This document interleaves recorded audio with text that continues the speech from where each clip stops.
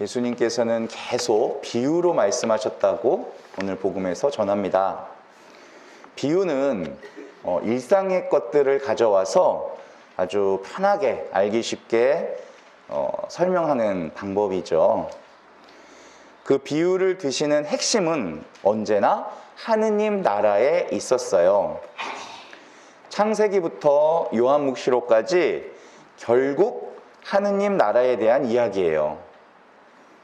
인간이 죄를 짓고 에덴 동산에서 쫓겨난 이후부터 하느님 나라를 계획하시고 발전시켜서 완성해 가시는 이야기 전부가 바로 성경 전체의 이야기입니다.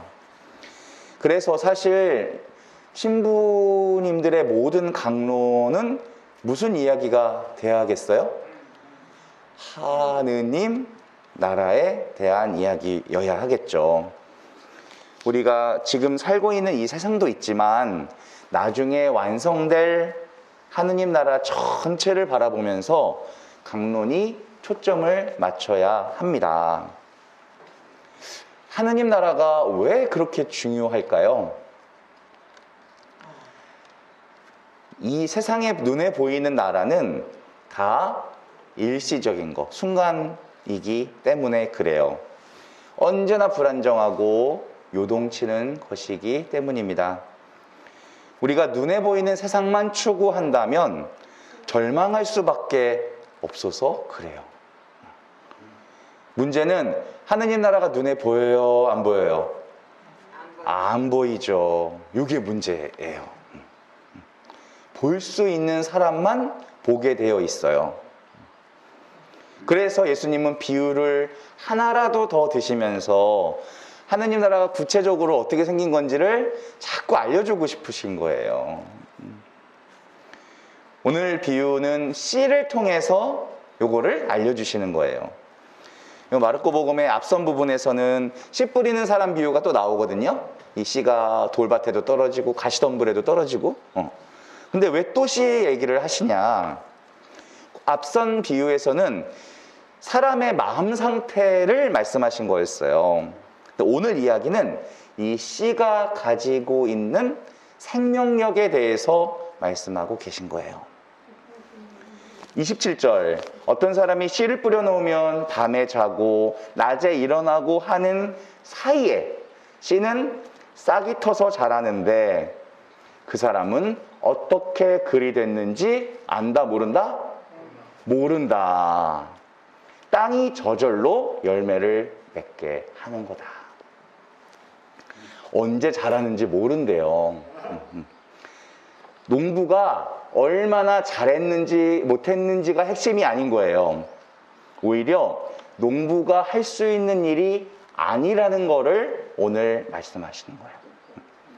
씨 안에 생명력이 이미 있어요. 그래서 씨를 뿌리고 물을 주고 거름을 주고 이런 수고를 할 수는 있지만 이 생명 자체는 농부의 영역이다, 아니다? 아니다. 호박씨를 하나 심었는데 그게 싹이 나고 점점 자라서 줄기가 되고 넝쿨이 되고 막 담을 넘어가고 거기서 호박꽃이 피고 가을에는 구석구석 이런 큰 호박들이 열리는 거예요. 그뿐이에요. 호박 안에는 어마어마한 또 씨앗들이 꽉 차 있잖아요. 신비하죠. 우리는 그것을 자연이라고 그래요. 자연스럽다. 하지만 그건 사실 초자연적인 거 아닌가요? 그 안에 생명의 신비로움이 가득 들어있는 거예요. 하느님 나라는 그런 거다. 세상에는 요란스럽고 시끌벅적한 것이 중요한 것처럼 여겨지지만 정말 중요한 거는 그게 아니다라는 거예요. 씨 안에 생명의 말씀이 들어있어요. 또 예수님께서는 겨자씨의 비유를 말씀하십니다. 땅에 뿌릴 때는 세상 어떤 것보다도 작았대요. 자라나서는 어떤 풀보다도 더 커져서 새들이 막 가서 둥지를 튼다는 거죠.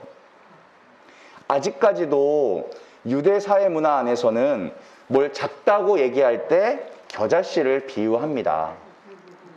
예수님 시대 당시에는 그것보다 더 작은 것을 발견하지 못했어요. 현미경, 돋보기 이런 게 없었으니까. 신학교 도서관에 겨자씨가 있었는데 조금 크고 까만 먼지처럼 생겼어요. 아, 이게 겨자씨라고 말을 해야지 알지, 아니면은 몰라요.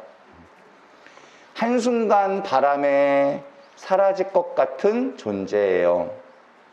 눈에 띄지도 않아서 갑자기 어딘가 없어져 버릴 존재입니다. 작아도 너무 작은 거예요. 바로 하느님 나라의 출발점이 이렇다는 거예요. 하느님 나라의 출발점을 보면 너무 미미하다, 볼품이 없다는 거예요. 이거는 세상과는 정반대입니다. 세상은 처음 시작할 때 이렇게 시작하면 안 돼요. 거창하게 해야 됩니다. 화려하고 엄청나게. 그게 좋은 겁니다. 하지만 그 영화가 계속될런지는 아무도 모르죠. 역사 속에 찬란했던 제국들이 다 무너진 걸 보면 알 수 있어요. 어르신 여러분, 하느님 나라는 전혀 달라요. 처음에는 미미합니다. 그래서 사람들이 무시해요. 우습게 여기는 거예요. 우리 신앙의 출발점이 얼마나 미미합니까? 마구간이잖아요, 마구간. 어린 동정녀의 몸에서 태어나셨어요. 우리 그리스도교의 출발점은 강보에 쌓인 갓난아기였어요. 대단한 게 전혀 없다. 그분은 십자가에서 비참한 모습으로 죽음을 맞이하셨어요. 그를 따르던 제자들도 다 버리고 도망갔어요. 이렇게 초라한 출발이 세상에 어디 있습니까? 망해도 완전히 망해버린 거죠, 이건. 그 후도 마찬가지예요. 역량을 제대로 갖춘 제자가 하나도 없었어요. 그냥 고기를 잡던 그냥 고만고만한 촌부들이었습니다. 다락방에 모여있을 때도 누구 하나 눈여겨볼 만한 사람도 없었어요. 그들은 세상에서 무시당할 만한 조건들을 다 갖추고 있었구나. 그런데 그 조그만 시골 동네에서 시작됐던 예수님의 이야기가 어떻게 한국에 있는 우리에게까지 전해져서 우리 인생을 이렇게까지 바꿀 수 있었던 걸까요? 제자들은 겨자씨 같은 존재였어요. 그들 안에서 그런 일이 벌어질 줄은 꿈에도 몰랐을 거예요, 정말. 하느님 역사가 일어난 곳은 인간적으로는 미미해 보여서 사람들이 그냥 지나치는 그런 곳이다. 역사를 보면 가는 곳마다 핍박을 받았어요. 이스라엘 동족들의 핍박이 있었고 3세기가 될 때까지는 수없는 로마의 핍박이 있었죠. 수없는 나라와 민족들로부터 가는 곳마다 핍박을 받습니다. 다 사라질 듯한데도 사라지지 않았어요. 왜 그럴까? 생명의 신비가 그 안에 있었기 때문이에요. 하느님으로부터 온 거예요, 이게. 눈에 보이는 세상은 그게 국가든 어떤 체제든 기업이든 언젠가는 사라집니다. 인간의 힘으로 하늘까지 바벨탑을 쌓았더니만 그게 무너져요. 우리는 여전히 쌓고 있어요, 그래도. 아무리 위용을 자랑해도 무너진다는 것을 우리는 알아요. 세상의 나라는 영원하지 않아요. 그래서 우리 신앙인들은 그 거대한 것들에 감동하면 안 돼요. 시간이 흐르면 용두삼이 용의 머리지만 뱀의 꼬리가 될 거를 알기 때문에. 그래서 우리는 관점의 변화가 필요합니다. 영원한 생명을 보는 눈을 가져야 돼요. 이게 바로 오늘 복음의 비밀입니다. 영원한 생명을 얻은 사람은 아무리 죽이려 해도 다시 살아난다. 이런 겨자씨만한 믿음을 성장시키는 데는 두 가지 방법이 있습니다. 하나는 하느님의 은총을 계속 경험하는 거예요. 이거는 확실한 겁니다. 기적이 일어나는 것을 눈으로 보거나 은사가 나타나는 것을 내가 체험하거나 기도했는데 따박따박 응답을 주셔. 이런 일이 있으면 우리 믿음은 확 성장합니다. 그런데 또 한 가지 방법이 있어요. 이거는 체험을 하고 나서 믿는 게 아니라 하느님 말씀을 믿는 거예요. 말씀. 하느님 말씀을 먼저 믿고 그 다음에 체험하는 방법이에요. 토마스 사도가 예수님이 부활하셨다는 말을 귀로 들었어요. 제자들, 동료 제자들에게. 믿었어요? 못 믿었어요? 한동안 못 믿었죠. 나 못 믿겠어. 내가 눈으로 보고 내가 손가락 집어넣어 봐야지 알겠어. 이거는 전형적으로 체험을 통해서 믿겠다는 방법이에요. 그런 스타일. 하지만 그래서 예수님께서는 토마사도에게 나타나셨어요. 보여주셨어요. 왜? 토마사도가 믿음이 아직 그거밖에 안 되니까. 그러고 말씀하셨죠. 날 보지 않고도 믿으면 뭐하다? 행복하다. 그래서 우리가 하느님 말씀을 먼저 믿고 하느님의 역사를 체험하면서 믿음이 자라는 방법을 우리는 연습해야 돼요. 이것이 믿음이 건강하고 크게 자라는 방법이에요. 체험에만 의존하는 믿음은 어느 순간인가 정체되어 버리고 맙니다. 하느님은 언제까지나 기적을 보여주시면서 믿음을 자라게 하지 않으세요. 공생활 기간 동안 예수님께서는 기적을 계속 하셨지만 막상 십자가를 지셔야 되는 순간에서는 어떤 기적도 일치하지 않으셨어요. 그때 기적만 바라보고 믿으려 했던 사람들은 혼란에 빠집니다. 그런데 말씀을 붙잡고 믿음의 눈이 떠있던 사람들은 아무 문제가 안 됐었어요. 우리 성모님 같은 분이 그러셨죠. 우리는 예수님을 눈으로 볼 수 없어요. 그래서 예수님과 함께 살아간다는 게 막연하게 느껴질 때가 많아요. 근데 하느님 말씀인 성경, 이건 성경은 아니지만 성경을 눈으로 읽을 수 있어요. 이 말씀을 읽고 묵상하고 은총을 받을 수가 있어요. 그러니까 우리는 예수님 말씀을 결코 막연하게 믿을 이유가 하나도 없는 거예요. 먼저 믿을 수 있는 말씀이 있으니까. 저의 믿음도 그랬어요. 신학교 가기 전에는 한동안 성령을 부어달라고 기도했어요.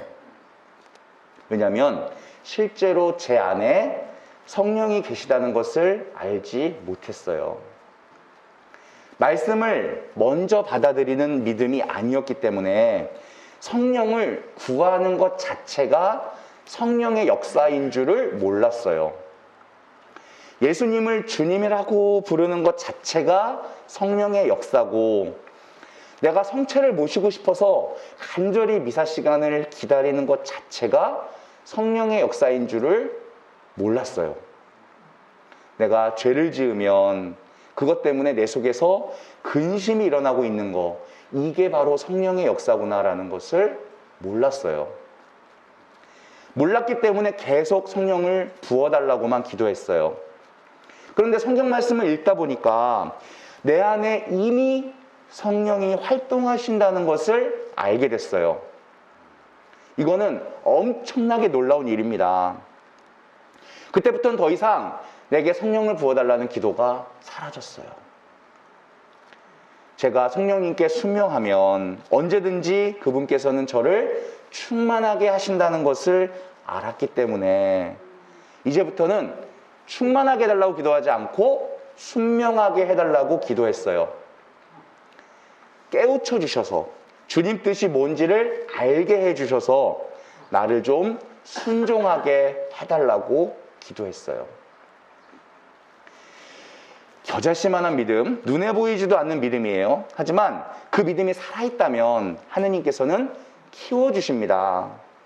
용기를 내고 깨끗한 마음으로 순종하시면 돼요. 그럼 내 정체가 누구인지를 알게 돼요. 하느님의 위대한 역사가 내 눈앞에서 벌어진다는 것을 알게 돼요. 병 고치고 마귀 쫓는 믿음도 큰 믿음이지만 십자가 앞에서의 믿음보다는 작아요. 예수님은 십자가의 고통 앞에서 아버지를 믿으셨어요. 우리 어디까지 믿습니까? 어느 정도의 믿음을 갖고 계세요? 믿음의 크기가 얼마나입니까? 조금만 더 기다리세요. 물을 것도 많고 의심할 것도 많고 생각도 많지만 우리 이성의 비판을 멈추고 의심을 좀 몰아내세요. 그리고 조용히 순종하세요. 그리고 또 감사하세요. 머지않아서 이 놀라운 과정을 통해서 내 믿음을 엄청나게 성장시켜 주시는 그런 경험을 하게 될 겁니다. 아멘.